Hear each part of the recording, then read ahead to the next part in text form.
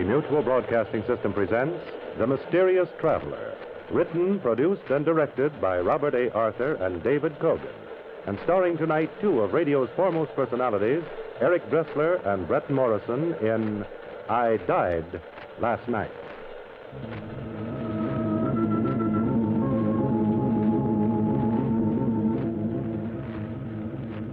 This is The Mysterious Traveler, inviting you to join me on another journey into the realm of the strange and the terrifying.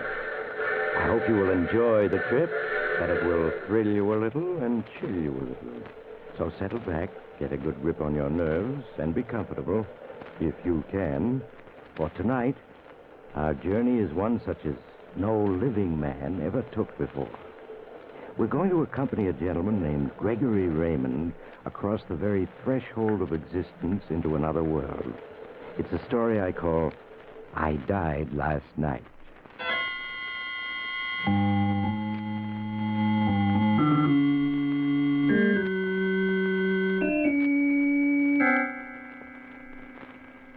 My friend, Mr. Gregory Raymond, who's going to tell you of his strange experience, is a man of middle age with bushy gray hair and the nervous intensity of one who's concentrated his whole life upon a single absorbing interest.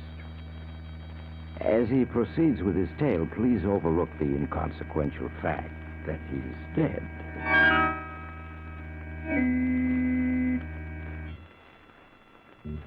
My name is Gregory Raymond, and it is perfectly true that all my life I was concentrated upon a single interest, the study of death and what comes after it.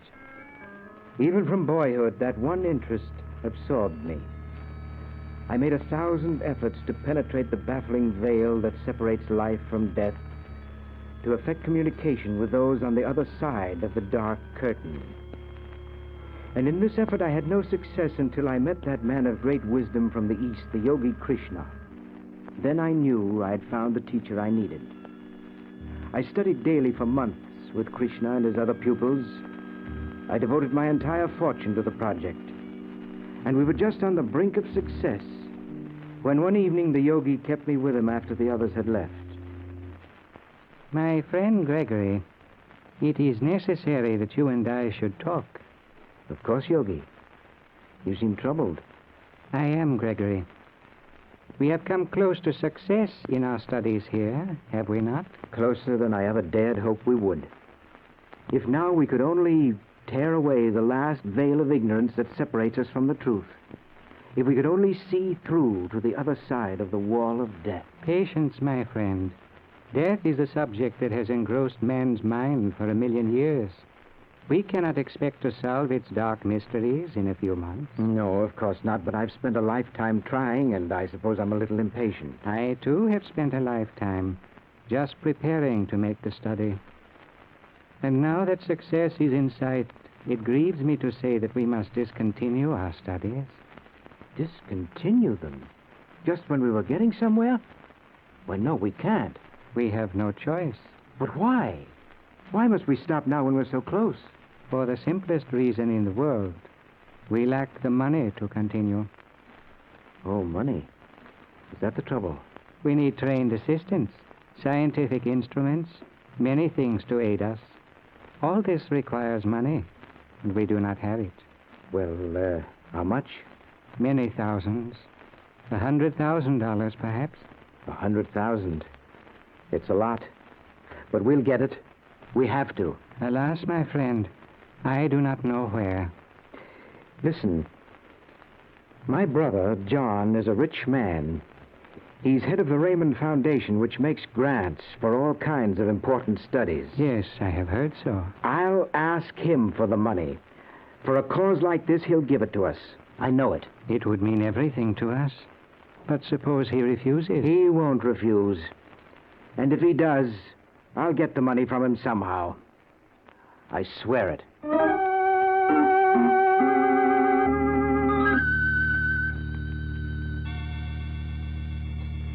The next day, I hurried to Hollywood, where John had his home on top of the cliff that looks out over the beach and the ocean beyond. When I reached the house, old Charles, the gardener, told me that John had gone for a walk to his favorite spot, a high point on the cliff that looked far out across the ocean. I hurried there and found him alone, smoking and watching the sunset. Swiftly, I told him why I'd come. And to my amazement, he refused my request. Gregory, my answer is emphatically no. I will not put up money for any such crackpot scheme. But, John, you're head of the Raymond Foundation. Father left it millions to carry on research in every field of human welfare. And you consider this wild notion of yours a field of human welfare? Well, of course it is.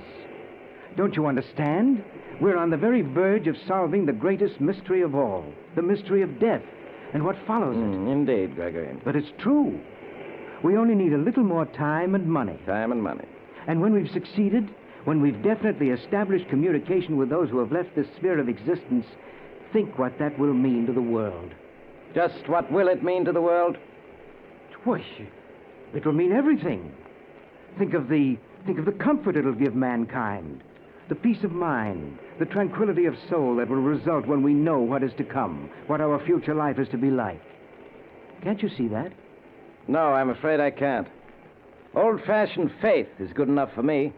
Furthermore, there can never be such communication as you're dreaming of. It's impossible. But it isn't. The Yogi Krishna has already achieved it. Your yogi, my dear Gregory, is a fake. I've had him looked up. He's nothing but a trickster and a charlatan, running a nice little racket to get money out of deluded fools like you. That's not true. I tell you it is. While I live, the Raymond Foundation will never furnish a cent for this fantastic scheme. No, John, you can't refuse me. You can't. I do, Gregory. That's final. I see. I'm sorry you said that, John. What do you mean? I see that there's only one thing that I can do. What the devil are you getting at? This project must not be allowed to fail. It means so much that the life of one man is a small price to pay for that success. What nonsense are you talking? When you're dead, I shall become the head of the Raymond Foundation. Gregory, get away from me. Take your hands off me. No, John, you wouldn't listen to reason, so I have no alternative. Gregory, let go of me. You're pushing me through the cliff, Gregory. Believe me, John, I don't want to do this, but our studies cannot be allowed to fail. Gregory, come to your senses. You're out of your mind. You'll see, John, in just a moment. You'll know that I'm right. No!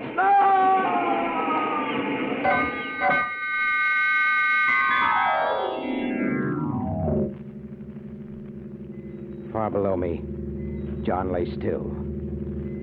I felt a vast pity for him, but I had done the only thing possible.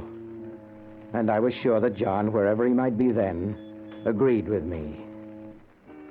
I returned to the house, broke the sad news that John had had an unfortunate accident, and wired for John's son and daughter, Jack and Susan, who were at college, to fly home at once. The next evening, Jack and Susan arrived, pale and upset. I took them into the library to explain the whole sad occurrence to them. Uncle Gregory, you say that Father had a dizzy spell and fell over the cliff before you could catch him. Yes, Jack. It happened so fast I could do nothing. But Father never got dizzy. His health was perfect. He was smoking a cigar, Susan. He complained that he felt a little unwell, and a moment later he staggered and was gone. I feel terribly about this, believe me. You don't look very upset, Uncle Gregory. Oh, but I am, Jack. But I know that wherever your father is now, he's happier by far than any of us. Are you sure that's the reason you're so cheerful, Uncle Gregory? Well, what do you mean by that? She means the gardener tells a very different story. The gardener? What's the gardener got to do with it? He saw you and Father talking at the top of the cliff. He says you were arguing. Arguing? Well, that's nonsense. I was just explaining to John my scheme for scientifically attacking the problem of communication with the next world. Uncle Gregory, the gardener says he doesn't think Father fell. Then what does he think? He thinks he saw you push Father off the cliff. That is utter nonsense. He saw me try to grab John as he was falling, that's all. I wish I could believe that, but I can't. Jack, you must. Uncle Gregory couldn't have pushed Father. It just isn't possible. Of course not, Susan, and I'm glad that you at least realize I'm that. not so sure. He seems awfully pleased about being head of the Raymond Foundation now. Now listen to me, both of you. The coroner says that your father died accidentally, and that ends matters. Not for me, it doesn't. And just what do you think you're going to do, Jack? I don't know yet. But I'm going to Dad's lawyers and have you declared incompetent to handle the Raymond Foundation. I warn you, I'll brook no interference. I am head of the foundation, and from now on it will be run as I say. Not if I can help it. And the first thing I'm going to do is pour all the resources of the foundation into an institute for the study of death. Uncle Gregory, you can't mean that. The foundation scientists are on the verge of a cure for cancer, for tuberculosis. You can't stop their work now. I can and I will. No, I'm certain you killed Dad. You killed him to get control of the foundation for your crazy schemes. You get out, both of you, get out! Jack, catch him! He swung at me. He lost his balance. I couldn't catch him. He's lying so still. He hit his head on the fireplace as he fell. It's bleeding. Jack, is he all right? Just a minute and I'll see.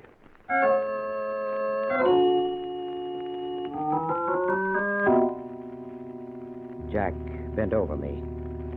I had lost my temper and in trying to hit him had fallen. And now I lay on the floor, a great pain throbbing in my head and a strange darkness creeping up all around me. As Jack and Susan leaned over me, the darkness closed in and I felt myself drifting away into an unknown land. And just before the darkness became complete, I could hear their words. Jack, how is he? He doesn't seem to be breathing. Is he dead? Yes, Susan. All his life, Uncle Gregory has been trying to learn what happens when you die. Well, now, at last, he's going to find out.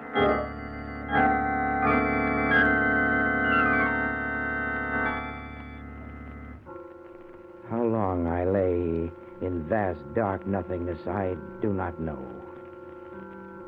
But at long last, consciousness began to return to me. First, I realized that the sweet, cloying scent of flowers was heavy in my nostrils. Then I opened my eyes. I lay on a couch at one end of a great dim room with windows of stained glass, like a church. And then at the other end of the room, I saw 3 coffins. One of the coffins was banked with flowers, and candles burned at either end of it. Dazed and bewildered, I got to my feet and walked slowly toward them. I reached the side of the one covered with flowers and stared through the small glass plate at the man inside. And then I knew. The body in the coffin was mine. Oh, you mustn't be so upset, mister. Most of us feel pretty startled at first. Yes. Joshua and I were upset just as you are, but it will pass soon. I whirled about and saw 2 dim figures coming toward me from the shadows. They were smiling, and I knew that they were trying to be helpful. Who are you? I'm Joshua Brown. This is my wife, Nellie. Our bodies are in the other 2 coffins. Your bodies? I don't understand. Of course, you're still confused. That's only natural. Look through the glass in this coffin. That's my body. There, you see? Yes, it looks just like you. Yes, of course it is me. The earthly me. Well, then we're really dead, all 3 of us? Of course. You died last night. You slipped and fell and hit your head. Yes, I remember now. It's taken you until now to become aware of things, to get over the shock. But where am I? Oh, this is the mortuary chapel of the cemetery. They'll be coming for you soon to prepare to bury you. To bury me? No. Oh, you mustn't be upset. Just to bury the mortal you, the empty shell you've left behind. Yes, Nellie and I were killed 2 nights ago in an auto accident, but we won't be buried until tomorrow, when our son gets here. But I never dreamed that it would be like this. Why, I can still see and hear. I still breathe. My heart still beats. Not really. You're used to those things, so they let you think there hasn't been much change until you get over your first shock. They're very thoughtful. They? Who do you mean? The ones in charge. Oh, you'll know more about them soon. Mr. Benedict will be coming for us, and I expect he'll take you along, too. Who's Mr. Benedict? He's our guide. He stopped last night to tell us not to worry and to wait for him. He'll take us on to the next place. Oh, Someone's coming. We must step back here, out of the way. We stepped back a few paces as a door opened. 4 men entered, pushing a carriage on rubber-tired wheels. Behind them came Jack and Susan, dressed in mourning. They advanced toward the coffin that held my mortal body. All right, men, take it easy now. That's it. All lift together. They lifted and placed the coffin on the wheeled carriage that they'd brought. And a sudden panic struck me, a sudden fear that made me cry out, "Jack! Susan! No, you mustn't. You can't bury me. I'm not dead. I can't be." Oh, please, you mustn't give way. It's perfectly natural, really it is. No, let go of me. I've got to make them understand that I'm not really dead.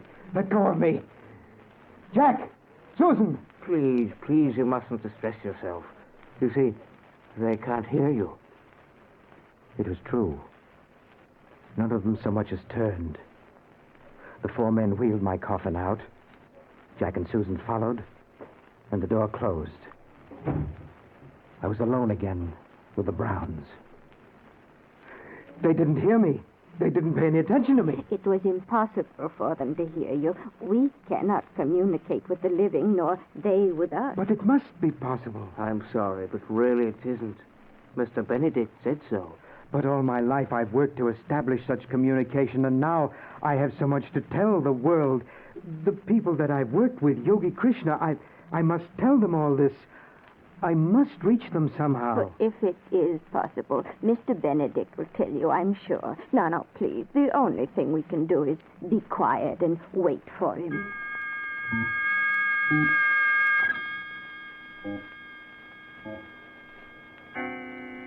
Stunned, I sank into a chair. There was no doubt about it. I had died last night, and this was what came after. But I knew the Browns were wrong. There was some way to reach the ones that I left behind. I knew. The yogi had proved it to me. And so I waited for Mr. Benedict. I don't know how long it was, but suddenly a strange musical note sang in my ears. I looked up. A shaft of white light shone directly down into the center of the room, and in it stood a tall figure hidden in a flowing robe. The light winked out, and the figure strode toward us. Are you ready, Mr. and Mrs. Brown? Yes, Mr. Benedict. Oh, Mr. Raymond, this is Mr. Benedict. He's come for us now. Yes, it is time. We must go. But I can't go yet. I've got to tell people, the people that I've worked with. We've worked so hard to find out the truth, and now... It may not be.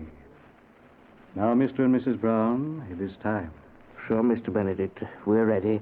But Mr. Raymond is coming with us, isn't he? He is not coming. Not coming? But why, Mr. Benedict? He is doomed to remain here on Earth for all eternity. What do you mean? What are you saying? This is your punishment. To remain forever a spirit that moves unseen and unheard among men. But why is he being punished, Mr. Benedict? He knows. That is sufficient. Now come, we must go. No, wait. You've got to take me with you.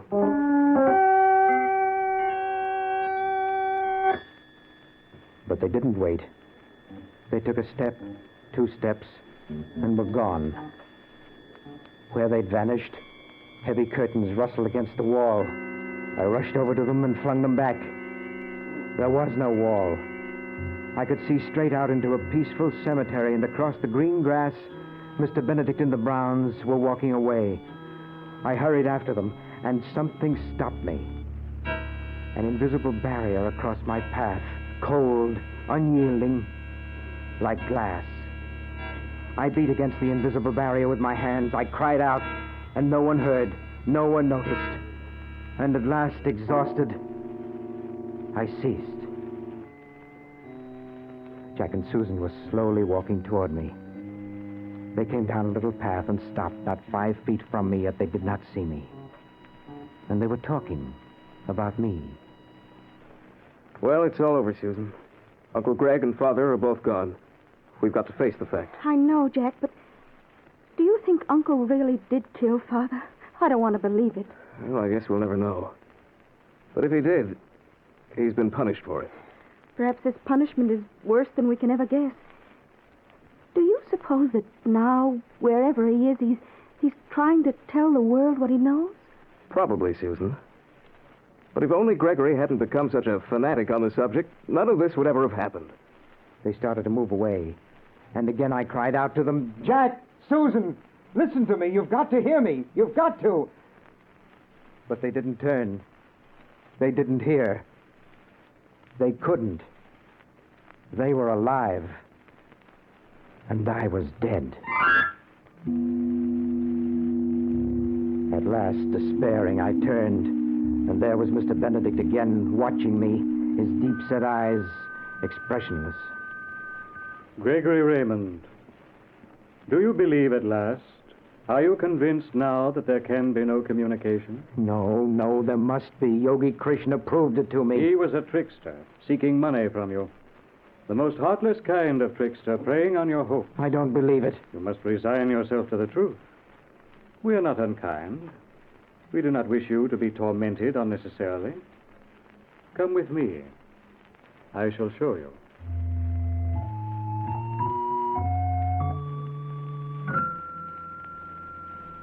He took me by the hand and led me across the room. A door opened silently before we reached it and shut behind us as we passed through. We went down a corridor and came to a small room where a girl sat at a desk, typing.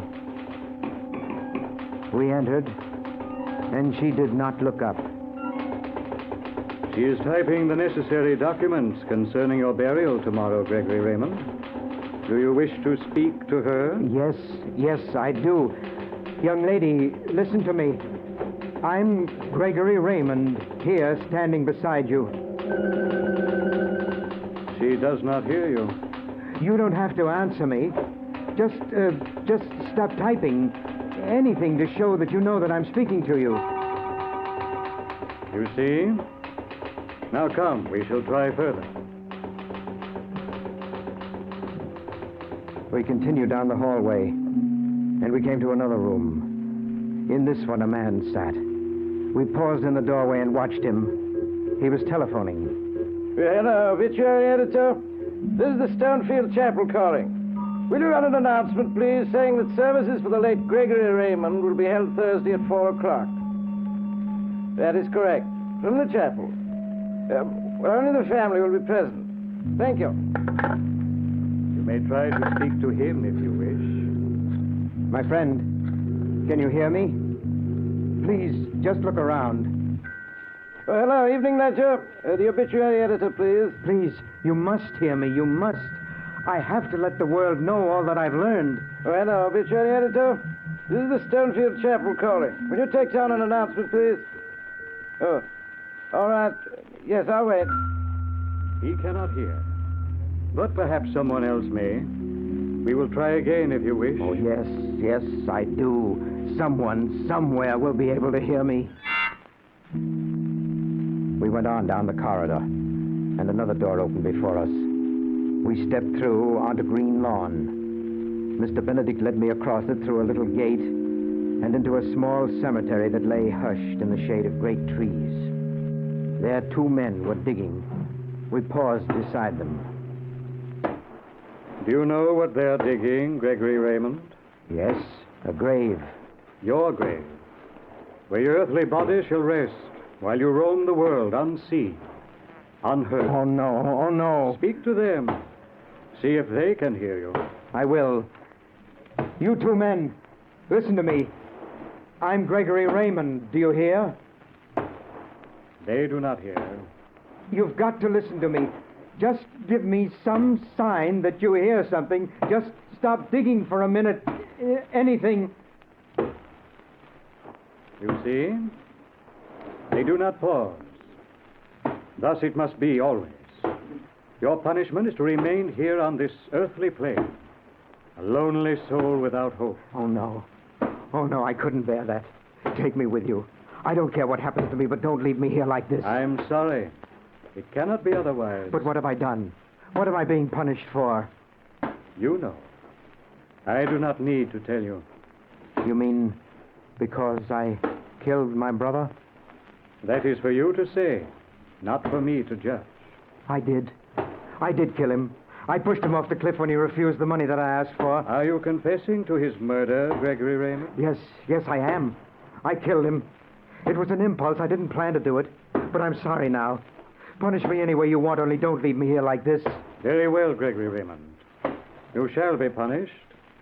An earthly punishment according to the laws of men. What do you mean? You two, you can stop digging now. Well, You heard Gregory Raymond confess to the murder of his brother? we hit him all right, Lieutenant Benedict. We're sure glad it's over. These pickaxes are giving us blisters. They heard us. Yes, Mr. Raymond. Now you're under arrest for murder. Under arrest? But that is impossible. I'm afraid it is. You see, I'm Lieutenant Benedict of the Homicide Squad. You're not dead. You're very much alive. No, I can't be. You're lying. I'm afraid we played a little trick on you. Out here in Hollywood, we have some very good actors, and, well, you see, your nephew arranged the whole thing with actors, wax figures, and coffins, and weird atmosphere to see if we couldn't get a confession out of you. No, I don't believe you. He figured you had such a one-track mind on the subject of death. When you knocked yourself unconscious, he decided to try and convince you you'd killed yourself. No. Looks as though he succeeded better than we'd hoped. Now, will you come quietly, Mr. Raymond? No. You can't arrest me. You can't arrest a dead man. And I'm dead. I know I am. I died last night.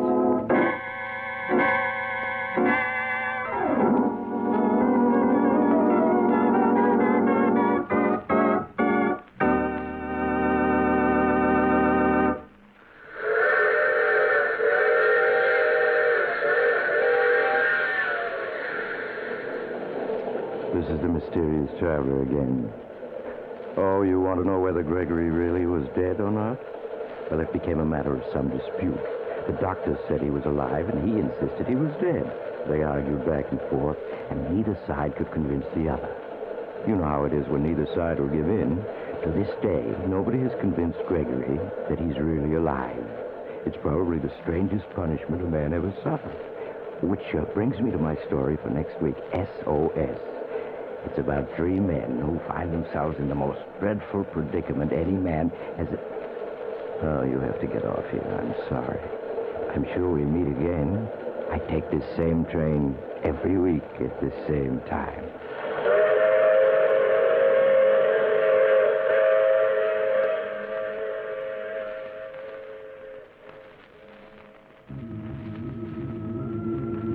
You have just heard The Mysterious Traveler, played by Maurice Tarplin. Others in our cast were Brett Morrison, Eric Dressler, Bryna Rayburn, and Jack Curtis. All characters in this story were fictitious, and any resemblance to the names of actual persons was purely coincidental. Original music played by Milton Kay. Grayson Enlow speaking. This is the Mutual Broadcasting System.